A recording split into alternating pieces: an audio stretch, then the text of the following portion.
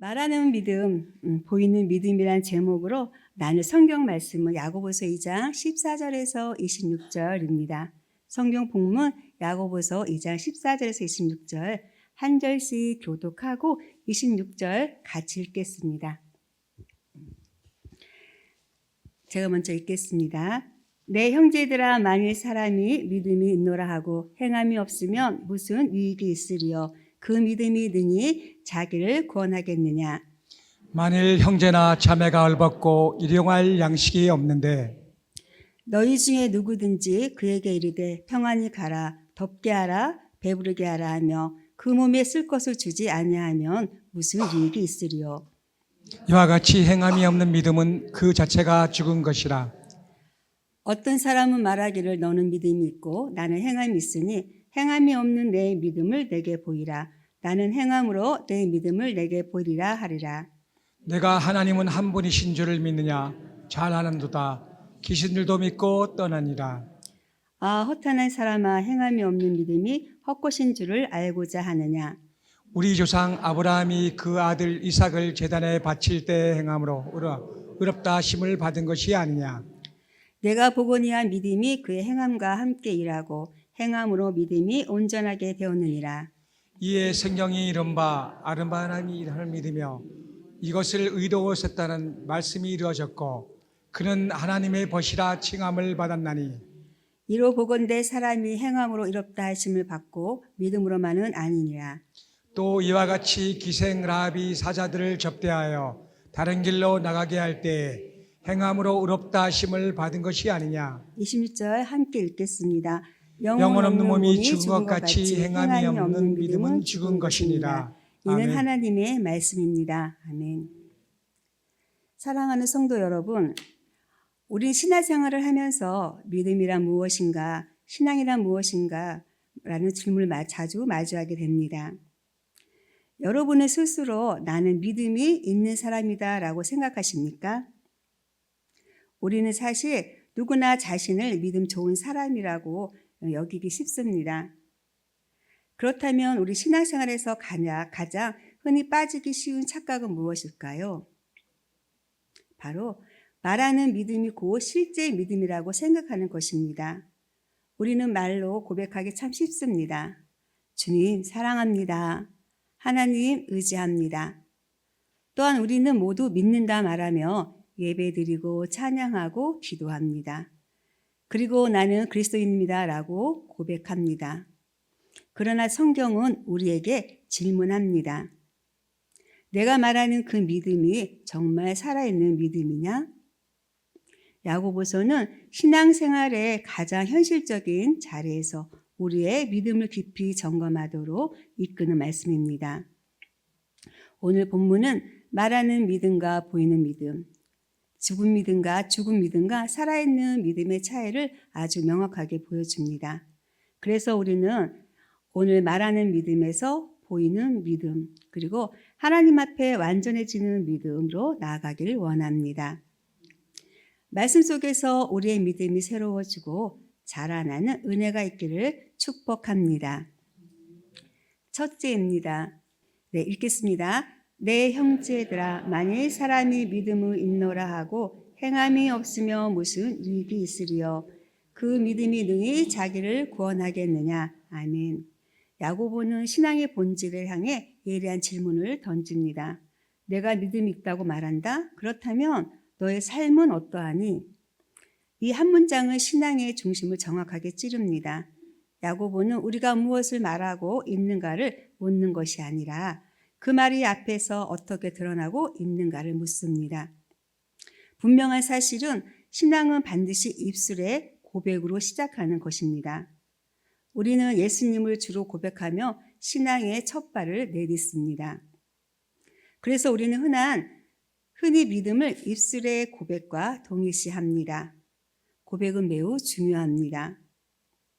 믿음의 출발은 언제나 말에서 시작되기 때문입니다.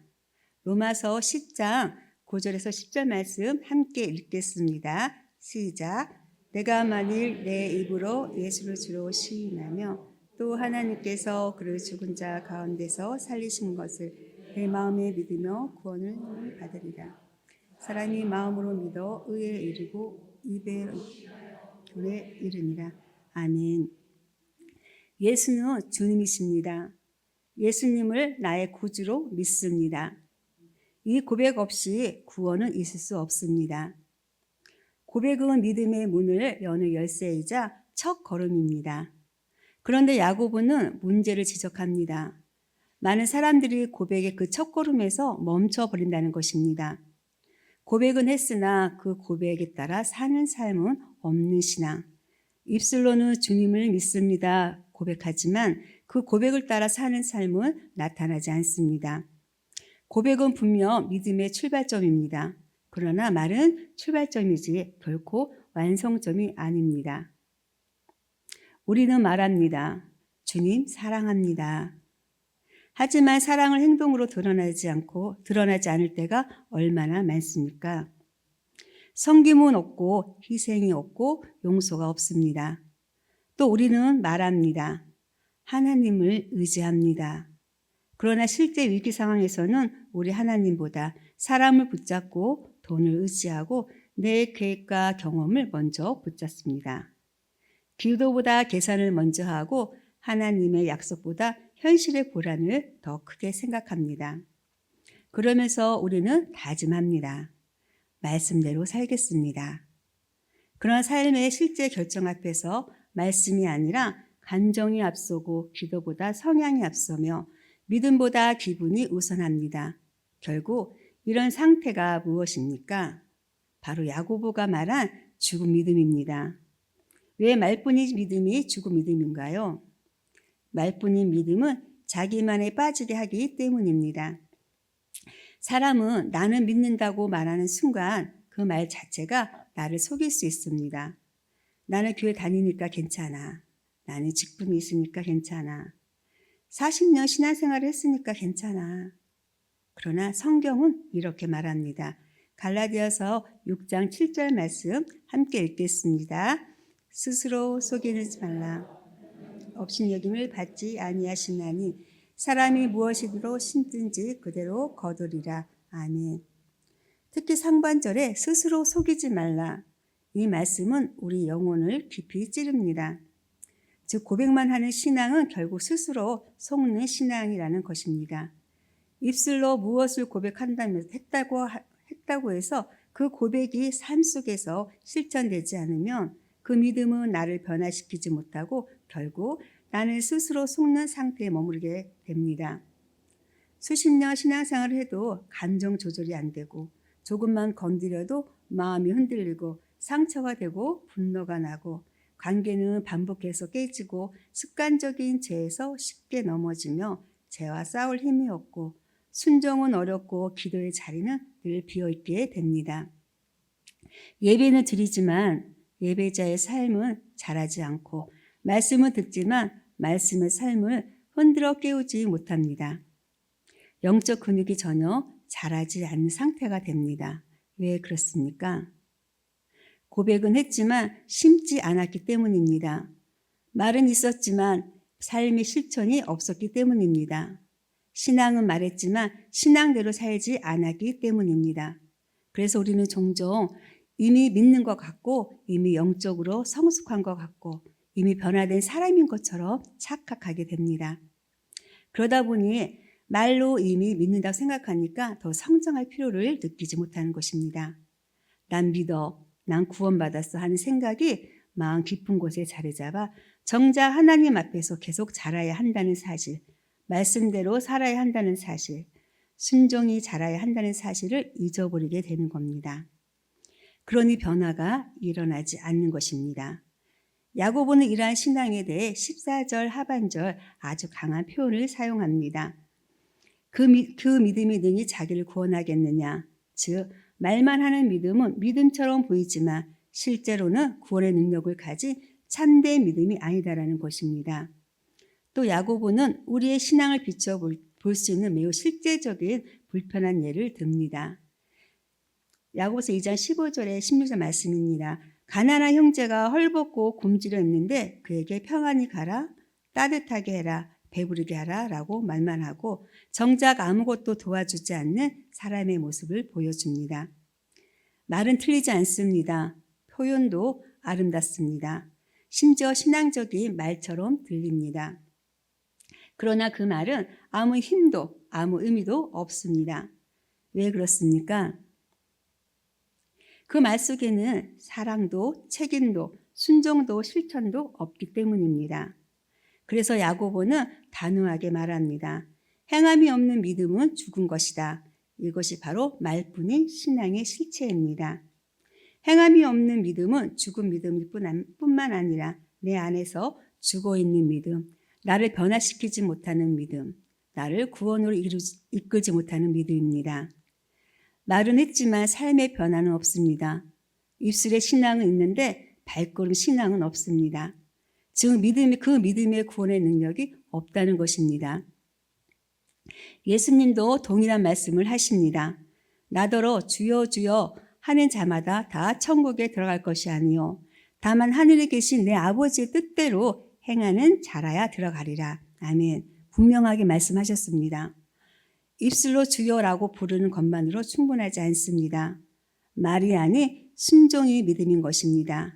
사랑하는 성도 여러분, 하나님 우리가 믿습니다라고 말하기를 원하십니다. 그러나 그 고백이 우리의 삶으로 이어지기를 더 원하십니다. 그런데 우리는 어떻습니까? 하나님은 오늘 여러분에게 묻습니다. 너는 정말 나를 믿느냐? 너는 정말 나를 의지하느냐?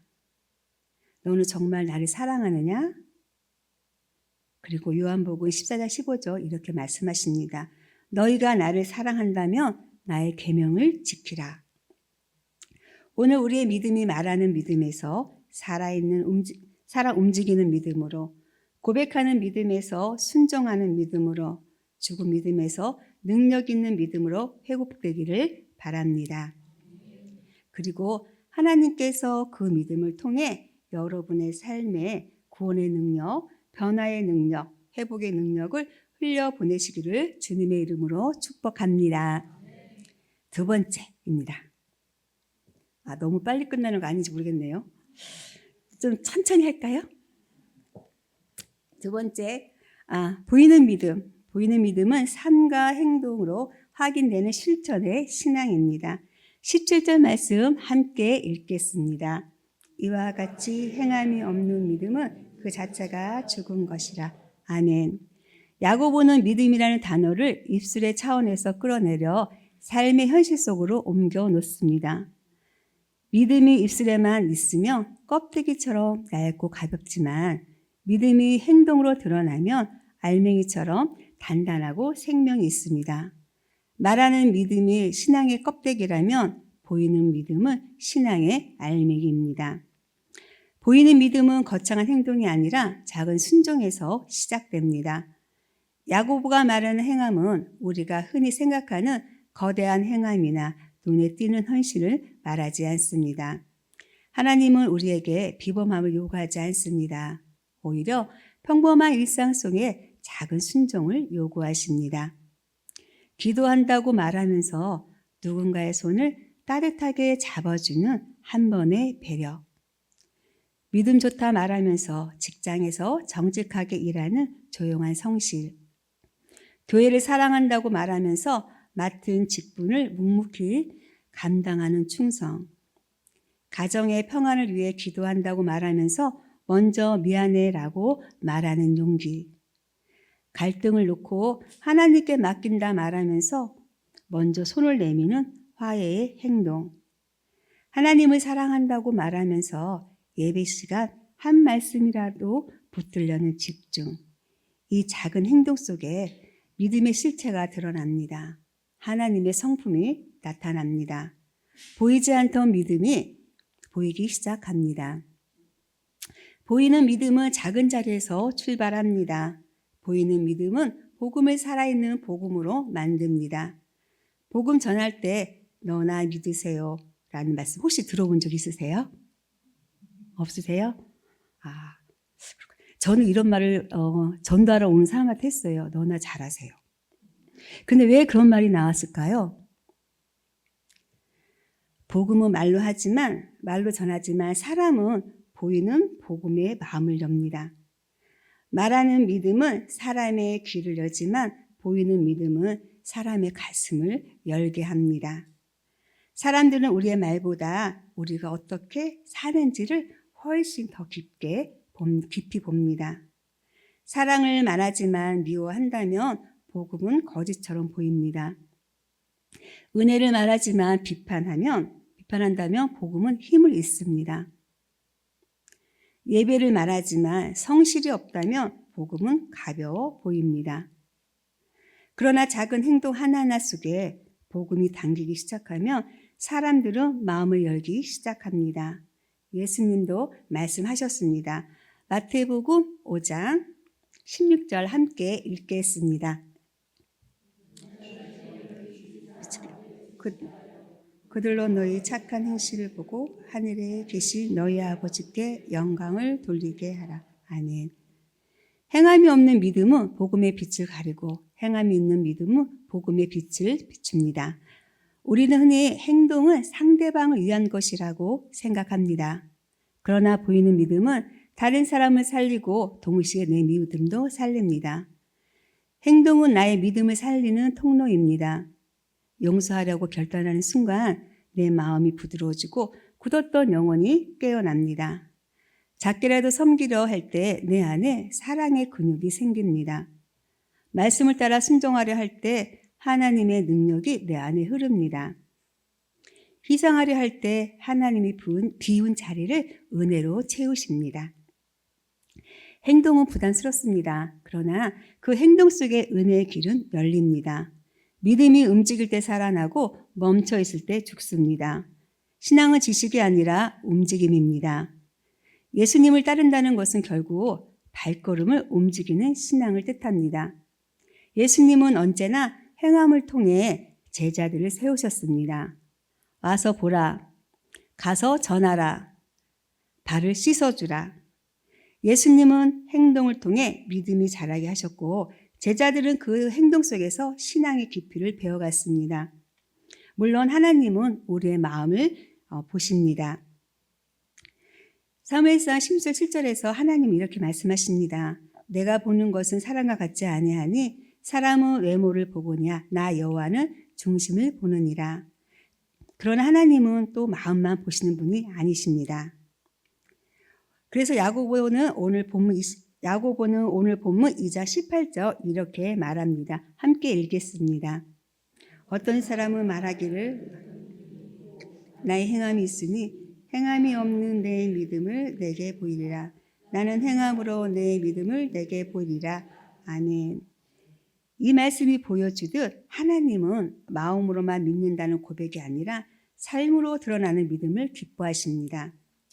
예배당 안에서의 믿음을 고백하는 것은 쉽지만 삶 속에서 드러나는 믿음을 행동으로 드러내는 것은 어렵습니다. 하나님 앞에서의 사랑합니다라고 말하기는 쉽지만 사람 앞에서의 그 사랑을 용서로, 섬김으로, 배려로 나타내는 것이 어렵습니다. 바로 그렇기 때문에 삶 속에서 드러나는 믿음이 더 귀하고 더 아름답고 더 하나님께 영광이 됩니다. 그래서 하나님은 오늘 우리에게 말씀하십니다. 자녀들아, 우리가 말과 혀로만 사랑하지 말고 행함과 진실함으로 하자. 하나님은 말만 하는 사람이 아니라 삶으로 드러나는 행함을 원하십니다. 그리고 보이는 믿음은 거창한 행동에서 시작되지 않습니다. 오히려 사소해 보이는 한 걸음, 작은 결단, 작은 친절, 작은 순종에서 시작됩니다. 그 작은 행동이 관계를 회복시키고 복음을 살아있게 만들고 나의 영혼을 살리고 가정을 변화시키고 세상을 밝히는 빛이 됩니다. 하나님은 오늘 우리에게 거대한 헌신을 요구하지 않으십니다. 단지 작게라도 보이는 믿음, 즉 작은 순종을 요구하십니다. 오늘 내가 드리는 작은 순종 하나, 작은 사랑 하나, 작은 행함 하나가 하나님 앞에서 큰 믿음의 열매가 되고 구원의 능력으로 이어지는 출발점입니다. 왜냐하면 믿음은 말할 때가 아니라 움직일 때 살아납니다. 믿음은 고백에서 시작되지만 행동에서 완성됩니다. 그래서 하나님은 오늘도 우리에게 조용히 묻고 계십니다. 너는 나를 믿는다고 말했느냐? 그렇다면 이제 살아보아라. 작게라도 순종해 보아라. 저와 여러분의 작은 행동 하나가 가정을 살리고 교회를 살리고 이웃을 살리고 저와 여러분 자신의 믿음을 살릴 것입니다. 오늘 이 자리에 있는 우리 모두가 말하는 믿음에서 머무르지 않고 보이는 믿음으로 그리고 삶 속에서 빛처럼 드러나는 믿음으로 나아가기를 주님의 이름으로 축복합니다. 세 번째입니다. 완전해지는 믿음은 믿음과 행함이 하나 되는 신앙입니다. 22절 말씀 함께 읽겠습니다.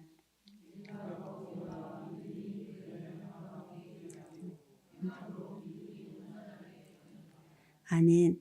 우리가 첫째 대지에서 보았던 첫 모습은 말하는 믿음이었습니다. 두 번째 대지에서 행함을 통해 믿음이 보이기 시작하는 변화였습니다. 그리고 이제 야고보는 우리를 신앙의 마지막 단계, 즉 완전해지는 믿음과 행함이 하나가 되는 자리로 이끌고 있습니다. 말하던 믿음이 행동으로 나타나는 것을 넘어 믿음이 행동을 자연스럽게 이끌고 행동이 다시 믿음을 깊게 하며 분리될 수 없는 하나의 흐름의 자리, 바로 이것이 온전한 믿음입니다. 야고보는 이를 이렇게 표현합니다. 믿음이 그의 행함과 함께 일하고 행함으로 믿음이 온전하게 되었느니라. 여기서 함께 일한다는 말은 두 다리가 함께 걸음을 맞춰 걷는 것과 같습니다. 한쪽만 움직이면 어떻습니까? 넘어지고 또 둘이 함께 움직일 때야 비로소 앞으로 나아갈 수 있는 것입니다.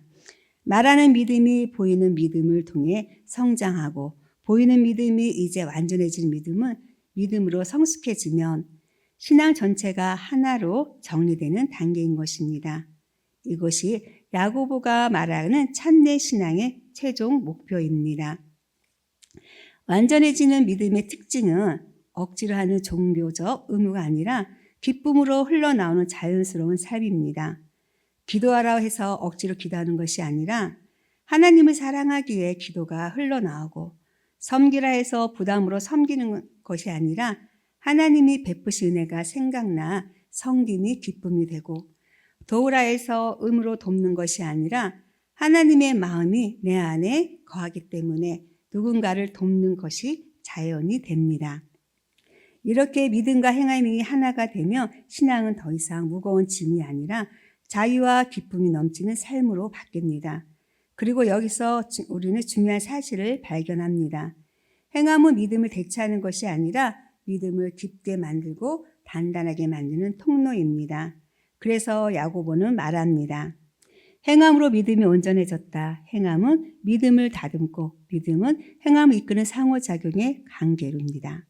이때 믿음은 이론이 아니라 실제가 되고 행함은 부담이 아니라 은혜의 열매가 됩니다. 믿음은 지식이 아니라 생명이고 이 생명은 행동하며 자란다는 것입니다. 또한 우리가 말씀을 붙들며 살아갈 때 놀라운 변화가 일어납니다. 자, 어떤 변화가 일어날까요? 우리 말씀에 원수를 사랑하라라는 말씀을 붙들자 용서의 마음이 생기고 오래된 상처가 풀리기 시작합니다. 항상 기뻐하라는 말씀을 실천하자 감정의 폭풍이 흔들리는 날이 줄었습니다. 범사에 감사하라는 말을 적용하자 부정적인 성향은 사라지고 평안이 임했습니다. 행함이 믿음을 키우고 믿음이 다시 행함을 낳습니다. 믿음과 행함이 만나자 신앙이 살아 움직이기 시작했습니다.